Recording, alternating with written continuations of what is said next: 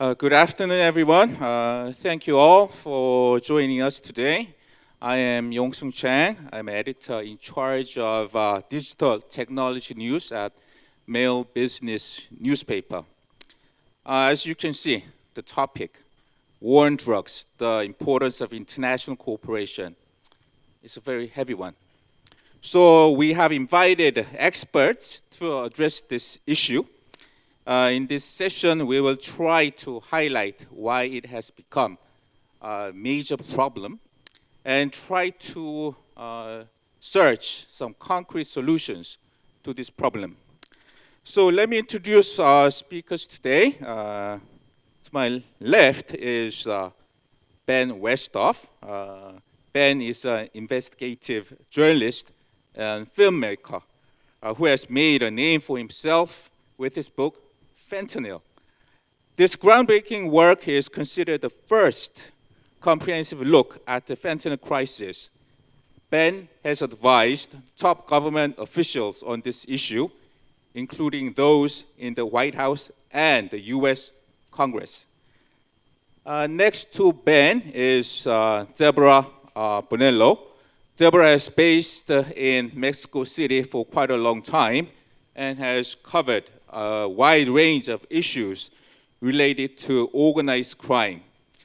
She is well known as the author of Narcos, The Secret Rise of Women in Latin America's Cartels. She currently works as an editor for Insightcrime, a think tank dedicated to studying organized crime. And next to Deborah Bonello is Cho Byoung-sang. Byoung-sang Cho is the former Director General of the National Intelligence Service Counterterrorism Department. He's an expert in counterterrorism and international crime. Okay, this was a short introduction of our speakers compared to their remarkable careers. Let's move on to the presentation. Without further ado, let's begin with Ben Westhoff. I am an investigative journalist, and I first became interested in the fentanyl crisis when a friend died. Before 2000, as you can see on this charts, the US had less than 10,000 people a year dying from drug overdoses. But now, the most recent statistics, over 100,000 people a year are dying from drugs. And the vast majority of those are from fentanyl. For those who don't know, fentanyl is a synthetic opioid. Basically, it's like heroin, except it's not made from a plant, it's made in a lab. And it's sold on the street for only $5 a dose. Fentanyl has almost completely replaced heroin in the United States because it's so much stronger and it's so much cheaper. For drug dealers, it's a way to increase profits. As you can see, a kilogram of fentanyl, you can profit $1 to $2 million in sales, whereas a kilo of heroin, only about $80,000 worth of sales. Fentanyl is also used to adulterate heroin, meth, cocaine, and pills. And so in the United States, when people think they're buying a drug like heroin, it's most likely will be fentanyl instead. And also these pills look almost exactly like real pharmaceutical pills. But instead of having Percocet or Xanax, instead they have fentanyl, and they're very often lethal. So here's a short video I made about the fentanyl crisis in San Francisco. We're in San Francisco in the Tenderloin neighborhood, which has kind of become the public face of the fentanyl crisis in the entire country. These neighborhoods like the Tenderloin and Soma, south of Market, there's open air drug dealing, there's people passed out on the street, there's guys who are just, hitting up meth pipes, smoking fentanyl off of pieces of aluminum foil. This is where I used to sleep most of the time. It has a little overhang, so I'm a little bit protected from the elements. I got robbed 3 different times when I was out here. I woke up in this doorway one morning next to someone that had overdosed right next to me. So I woke up next to my friend who was dead. What does recovery look like in San Francisco? Well, I'll give you the numbers. So 57 detox beds for 25,000 people. What's available for people like this living on the streets? They can get buprenorphine, Suboxone, or they can get induced on methadone. And what about naltrexone, Vivitrol? Is that an option? Not that I know of, no. They should be. What's your name? James. James, you Yeah. said? Oh, nice to meet you, I'm Ben. Nice to meet you. Have you had an opioid addiction and how did it start? Embarrassing to say, but I'm 37. I met my wife when I was 30. At that time, I hadn't really done much, and she pushed me on to using opioids. I chose to do it, but it came from all that. I haven't taken treatment besides Suboxone. Do you think there needs to be more like treatment options and treatment availability for people? Yeah, for sure. So I started to learn about the history of fentanyl, and I learned that it was invented by a Belgian chemist named Paul Janssen in 1959. He invented it for medical reasons, and it enabled procedures like open heart surgery to be possible. Fentanyl didn't jump into the illicit recreational realm until many years later, and now it's produced almost entirely by Chinese chemical companies. So I wanted to learn more about these companies, so I just Googled buy fentanyl in China, and I came across web pages like this one selling what are known as fentanyl precursors. These are the most important chemicals needed to make fentanyl. As you can see, it's incredibly cheap, just $1,000 to $2,000 a kilogram. I started talking with dealers online, and I made myself a fake profile. I called myself Johnny Webster, and I made an avatar like a surfer bro because I thought that's what a drug dealer might look like. And I started speaking with these salespeople, and I asked them about the prices for the drugs. I said I wanted to make a big buy, and if I came to China, could they show me their companies? One of them said yes, and so I went to Wuhan. This was in 2018, before coronavirus, so I didn't know anything about Wuhan. But I was there to meet this man, whose name was Ye Xuan Fa, and he was the CEO of the biggest company in the world selling fentanyl precursors. And so it wasn't hard to find their offices because they put it right on the internet. They put the address right on the internet. But when I showed up, I thought I was in the wrong place because this was a hotel.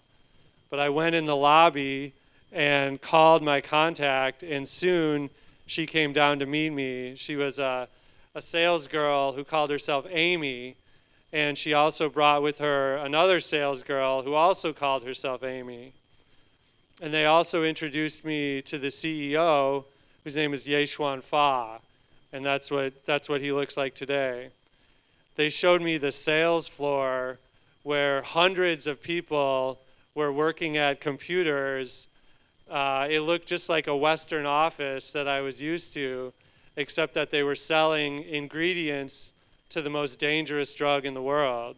They showed me the fake packaging that they use to send the fentanyl precursors through customs. And they said, don't worry, because we have people on Chinese customs and in American customs who will make sure that the drugs get through. After my book, Fentanyl Inc., was published, the man who I met, the CEO, Ye Xuan Fa, was indicted by the U.S. Department of Justice, and a $5 million reward was offered for his capture. So people started asking me, are you going to collect the $5 million?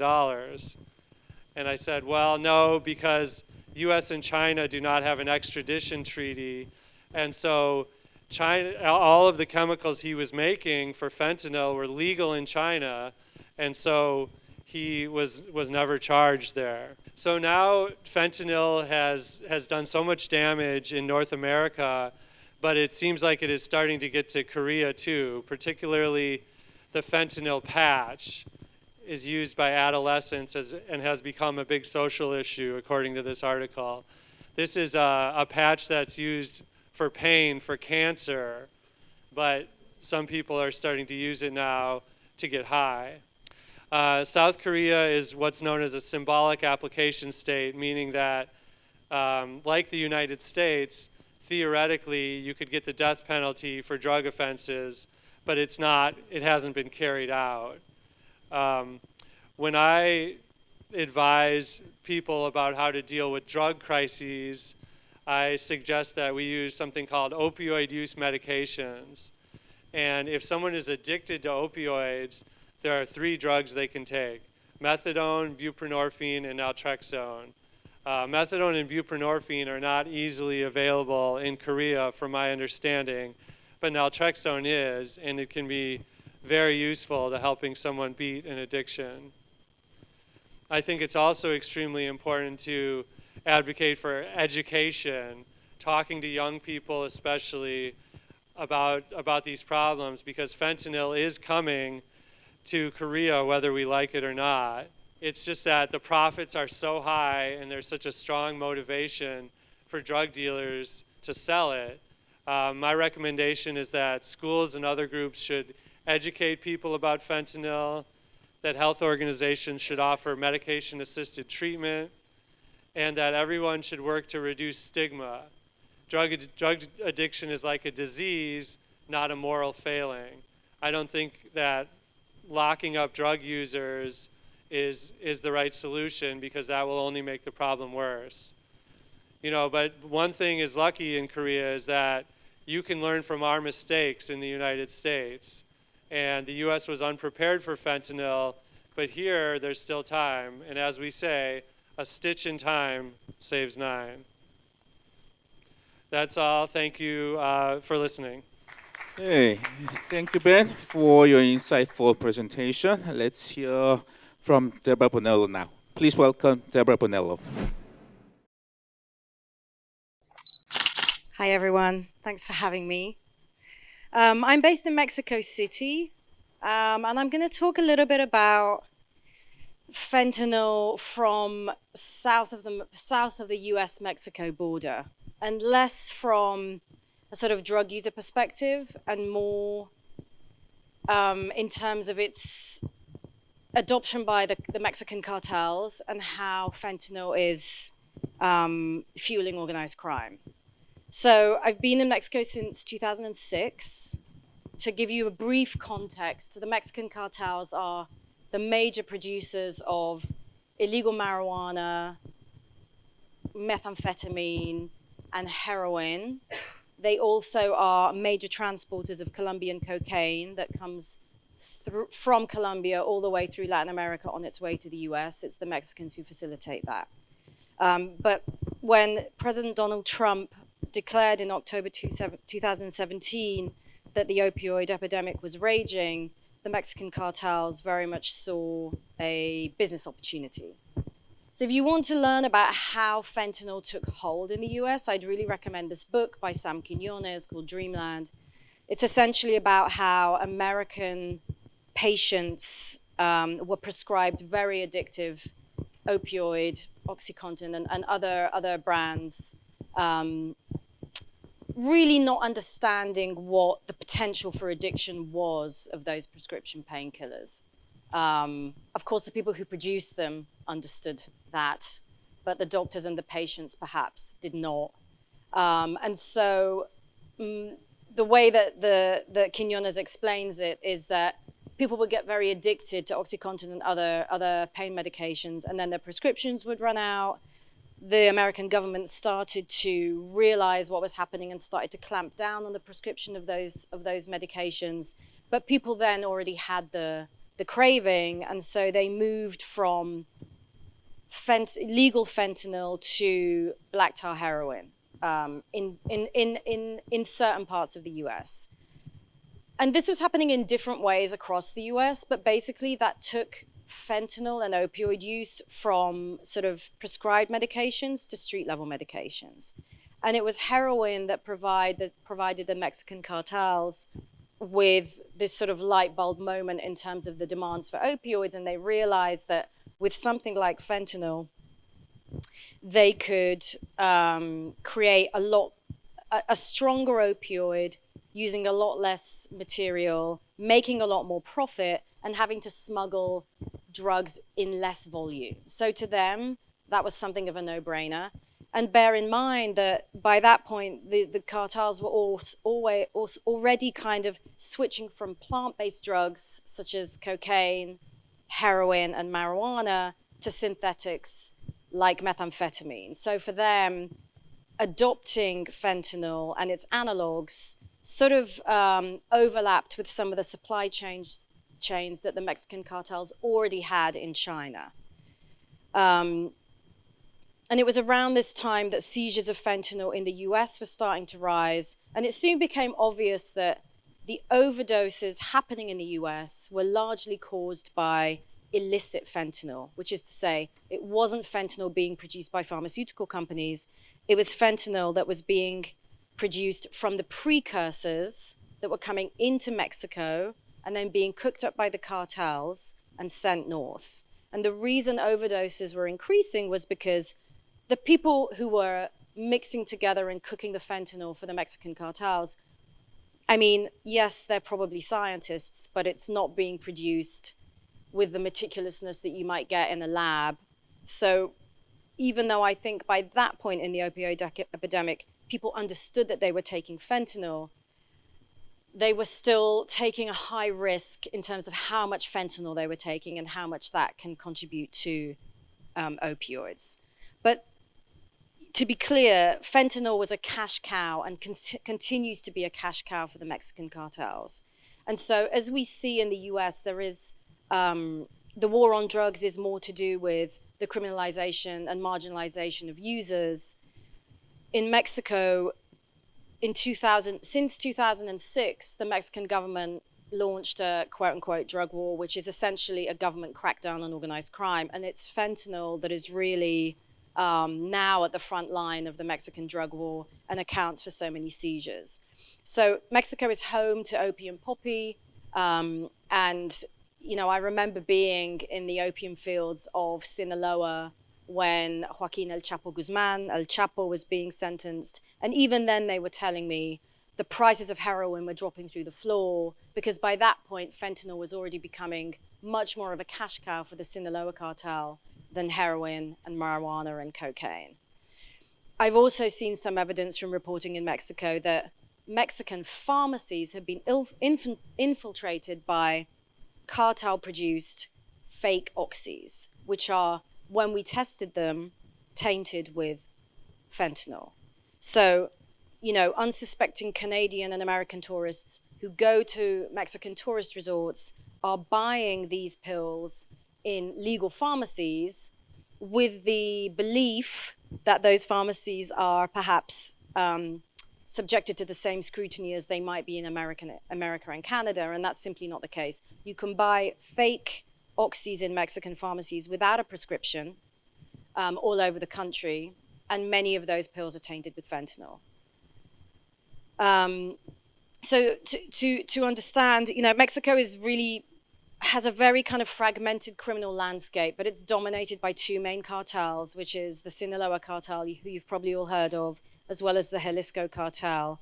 And it's really these two cartels who control and have a presence in nearly every state in Mexico. And they are the main organizations that are moving fentanyl across the border into the United States. These guys are known as Los Chapitos. They are the sons of Joaquin El Chapo Guzman, who I'm sure you've all heard of. He was convicted in a US court, I think in 2019, and sent to prison for life. So his four sons took over his business. They are who the Drug Enforcement Administration largely places the blame for the kind of, you know, booming fentanyl business, but really it's much more complicated than that. And this is our man, Nemesio, or he's also known as El Mencho. He's head of the Jalisco New Generation cartel. It's Mexico's fastest expanding cartel. I cannot overstate the amount of violence and bloodshed that these organizations leave in their wake. Since Mexico launched its drug war in 2006, there have been more than 200,000 homicides. There are more than 100,000 people missing. and now it's mainly fentanyl that is fueling the business. But if you look at this chart, which was created by insightcrime, who did a big study on the precursor industry, you can see that actually the amount of people involved in the fentanyl supply chain is very fragmented. You know, they're sourcing precursors in China, India, and other countries. Then there's the transportation to Mexico. Those chemicals are coming in through Mexico's ports, which are controlled by the cartels, but also technically by the Mexican military. So corruption is key. And then there are brokers who work in Mexico and other parts of Latin America who buy the chemicals, bring them in, and then sell them to the cartels. It then has to be cooked and packaged up in clandestine labs in Mexico. And then comes the rather tricky part of the chain, which is getting it across the US-Mexico border. And then, of course, once it's in the US, it's wholesaled and distributed for street-level sales. So there are many parts of the train, and the Sinaloa cartel and Jalisco cartel are not the only parties involved. I'm going to leave it there, but thank you for listening. Thank you, Deborah, for your insightful research. And we have some questions to be discussed on for our panel discussion time. My first question, Deborah, you have been in Mexico City for quite a long time. You know, your research has been focused on so-called drug cartels. Has the influence of Mexican cartels been increasing worldwide? And do you see, is there a connection between Mexican cartels and the Golden Triangle in Southeast Asia? Well, Mexico is a major producer of heroin, methamphetamine, and of course fentanyl and marijuana. But they're also important transporters of cocaine. My understanding is that the Mexican cartels have a global reach. And I think as drug production from the other major center in Afghanistan has fluctuated over the last few years, the Mexicans have stepped up a lot. It's interesting to hear that they're also exporting to Korea. But I think it's hard to overstate their role in the global drug trade, honestly.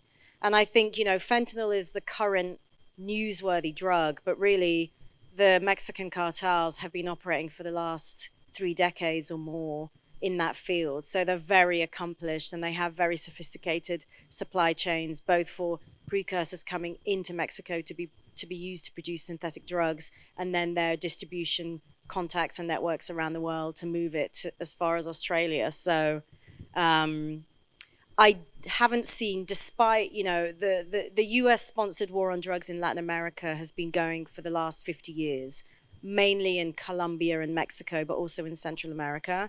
We've seen the arrest and conviction of some of the most famous Mexican drug lords, perhaps mostly El Chapo, but also now his co-founder El Mayo was just arrested. We haven't seen a drop in overdoses. We haven't seen a drop in the amount of drugs being smuggled over the US-Mexico border.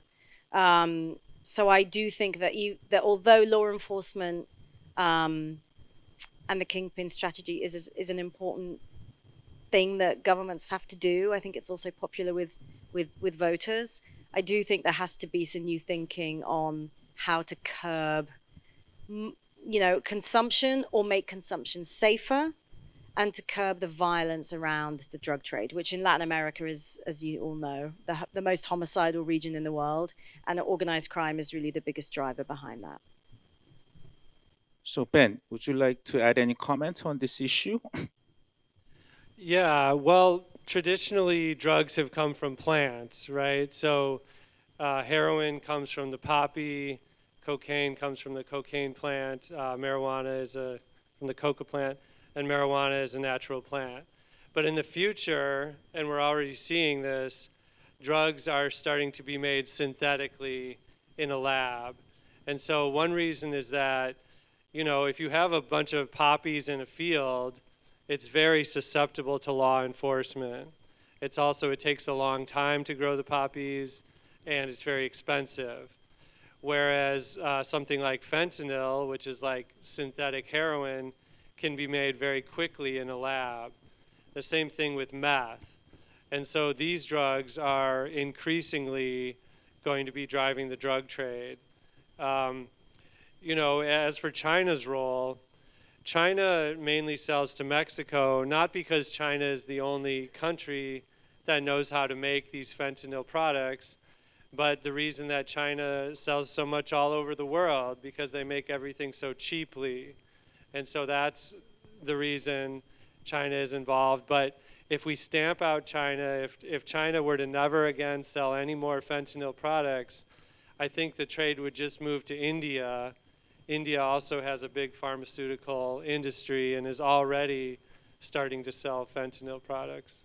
So because of time limit, I will have to stop here. But before we go, I would like to say a few words. Today's speakers have ventured into some of the most dangerous areas to investigate international drug problem. Myself, as a journalist, I would like to express my deepest respect for your courage and bravery. So please join me in giving them a big hand for their courage and bravery.